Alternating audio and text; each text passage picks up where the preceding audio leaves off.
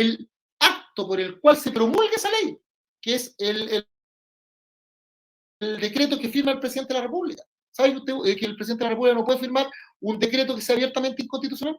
Caso contrario, el artículo 52, número 2, letra A, dice que es causal de acusación constitucional directa por infringir la Constitución. ¿Y qué pasó? Nada. ¿Sabía usted que mientras se tramitaba ese proyecto de ley debió ir obligatoriamente al control preventivo del Tribunal Constitucional? Según el artículo 93, número 1. ¿Y quién debió haberlo llevado? El presidente de la rama del Congreso donde se presentó el proyecto, o sea, del Senado. ¿Y sabe quién era el presidente del Senado? Álvaro Elizalde, que después fue un senador que firmó el mismo proyecto. Y hoy día está expreso. ¿Y sabía usted que tuvimos un quinto filtro, o cuarto, que fue el Contralor General de la República, artículo 99, que dice que el Contralor deberá representar al presidente de la República todos aquellos decretos que sean de su competencia, que sean inconstitucionales, dentro de los cuales se encontraba por las razones que acabo de decir?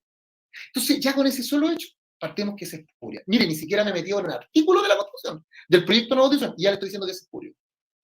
Pero además, y parece que a nadie le importó, no le importó al Contralor, que es abogado.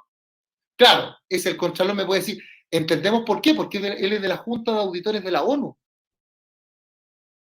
Él sale como Junta de Auditores de la ONU, es un auditor de la ONU para cumplir la Agenda 2030. Listo. Lo puedo entender, no justificar. Él es abogado. Los ministros de la Corte Suprema son abogados. El presidente no lo es, pero su ministro de Justicia sí.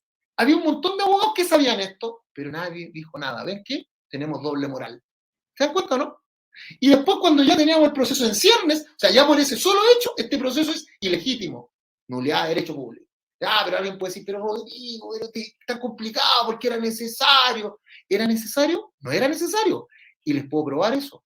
El proceso anterior terminó en julio del 2022. ¿Sabían ustedes que en julio del 2022 ni siquiera había existido todavía el rechazo, el plebiscito? Y ya en agosto del 2022, en agosto, los parlamentarios presentan, ¿qué parlamentarios? Jimena Rincón y el señor Walker Matías, los senadores presentan un proyecto de ley que luego se convirtió en ley, la 21481, la ley que baja el quórum de las orgánicas constitucionales.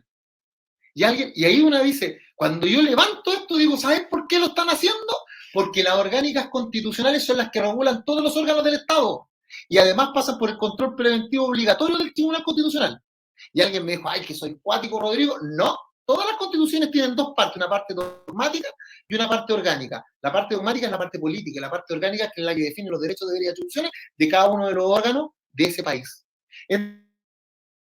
Entonces alguien me puede decir, ¿pero por qué es importante? Es importante, pues, señor, porque resulta que el Banco Central, ley orgánica, la administración financiera del Estado, para que no ocurra lo que pasó con las fundaciones y corporaciones, es ley orgánica, Carabineros, ley orgánica, PDI, ley orgánica, Servicio de Impuesto Interno, Aduana, Tesorería General de la República, etcétera, etcétera, etcétera. Todo es ley orgánica. Si usted no la ley orgánica la baja y luego vamos a ver lo que le hicieron, porque no fue solo eso, le quitaron el control preventivo del TC. Eso fue en agosto. En diciembre sacan la nueva ley para poder propender a este proceso espurio del que le estoy diciendo.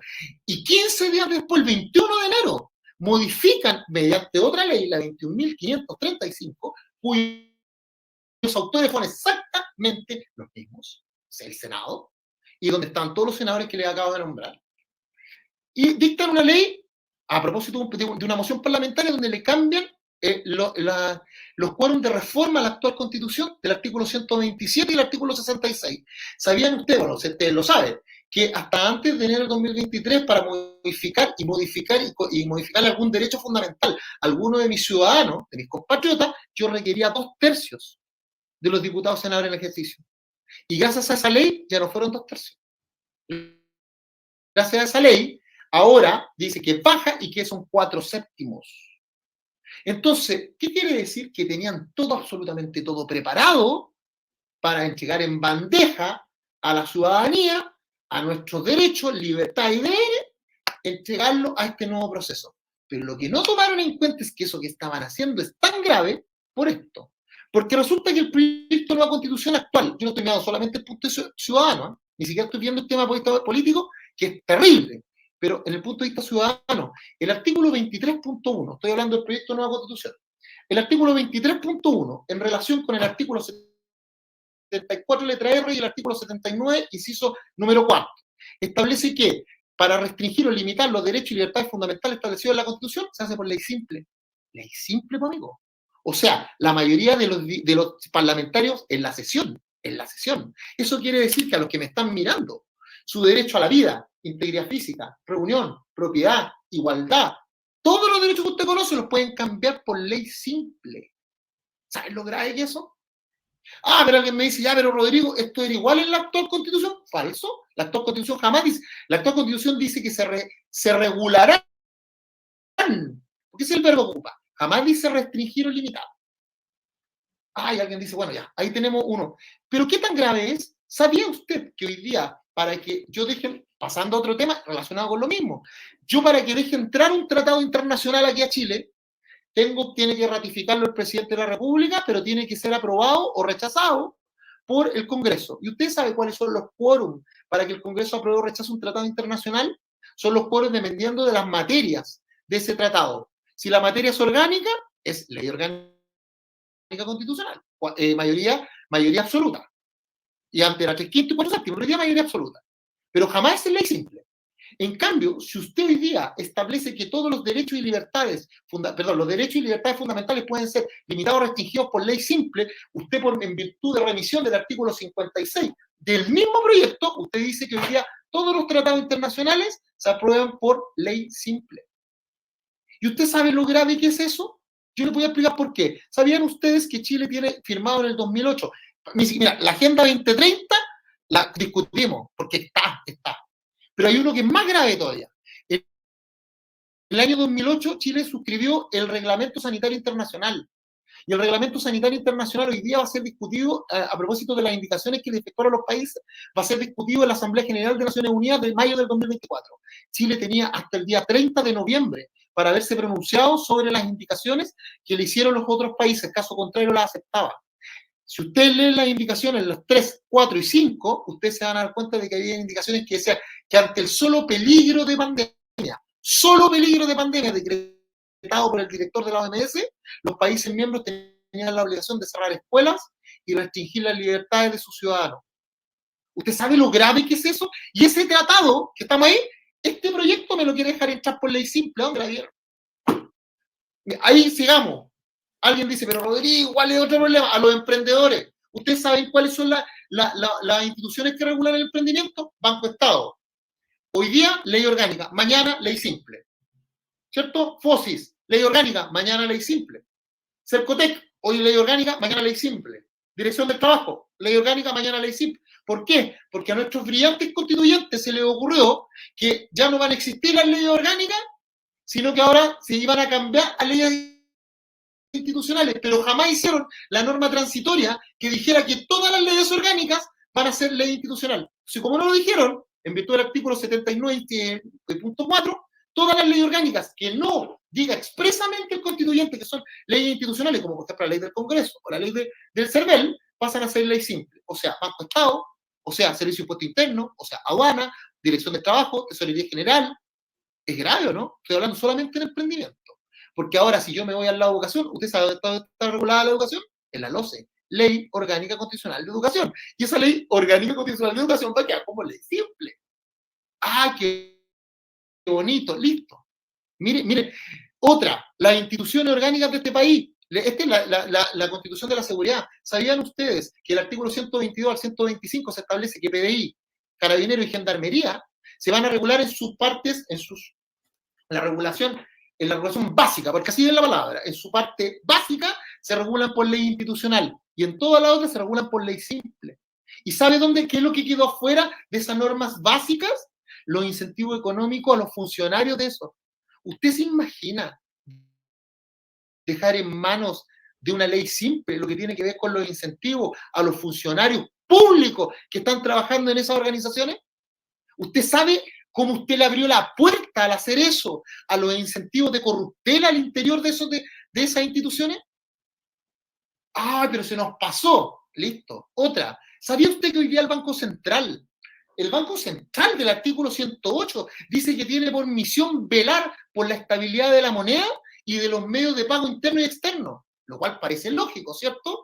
a través de ciertas medidas, se preocupa de bajar los niveles de inflación, subiendo, bajando la tasa de interés, comprando, vendiendo dólares, ¿cierto? Política monetaria. Y que se tiene que unir con la política financiera. Ustedes saben lo que dice el proyecto de nueva constitución respecto a cuál es la finalidad del Banco Central. Léala. El artículo 199 dice que es velar por la estabilidad de precios. ¿Usted entiende en un banco central que tenga que velar por la estabilidad de precios y no por la estabilidad de la moneda? Con un banco central que pertenece a un Estado que es un Estado social y democrático de derecho, donde los derechos son progresivos según el artículo 24, la mayoría, los derechos más importantes que son vivienda, educación, salud, seguridad social y agua y saneamiento, que te lo da el Estado cuando quiere, puede y tenga. ¿Usted entiende lo complicado? O sea, ¿hay algo más marxista que eso? Sigamos. La actual Rodrigo, y con esto termino, porque tengo un montón de cosas para... Pero con esto termino, porque todas estas son graves, pero esta es gravísima. En derecho te enseñan que los derechos subjetivos tienen 3 columnas, 3 dimensiones: el reconocimiento del derecho, el acceso y la plenitud de ejercicio. Si tú tienes reconocido los derechos, pero no tienes acceso ni plenitud de ejercicio, tú no lo tienes. Porque es una constitución meramente, es una testimonial, como la de la hermana República de Venezuela. Por tanto, para que tú puedas tener acceso y plenitud, tienes que hablar de garantías, que son aquellas herramientas jurídicas a través de las cuales se puede comprender el cumplimiento de esa obligación por parte del Estado y de la sociedad. Una de las garantías, porque son más, pero una, es la acción judicial, la acción de protección, la acción de amparo, ¿cierto? Y alguien dice, no, pero en el artículo 26, Rodrigo, están todos los derechos reconocidos acá. Falso. Si ustedes leen el artículo 26, inciso primero, dice que queda pero dice, exceptuando los derechos del inciso segundo, que son los más importantes para la gente: educación, vivienda, salud, seguridad social y agua y saneamiento. Agua y saneamiento, se entiende, pero eso es porque eso es de la parte de la Agenda 2030, pero no me quiero meter ahí. Lo que estoy diciendo es que en eso ustedes le están diciendo que esos derechos, ¿sabe cómo usted va a poder, cuándo usted va a poder recurrir al aparato jurisdiccional en protección de sus derechos? Cuando dicten una ley. Y si usted lee las normas transitorias, no hay ninguna norma transitoria que obligue al Estado cuándo tiene que dictar esa ley. Por tanto, ¿usted se acuerda cuando la gente salió en el año 2019, bien, o en el 2018? ¿Se acuerdan de esa marcha gigante que hubo ahí en la Plaza Italia, del 1,5 millones? La gente no quería una constitución. ¿Sabe lo que quería? Mejor salud, pensión, vivienda, educación, seguridad. Lo mismo que hoy día este proyecto de constitución le está dando como derechos progresivos, más encima no se los protege. Algo más, amigo mío,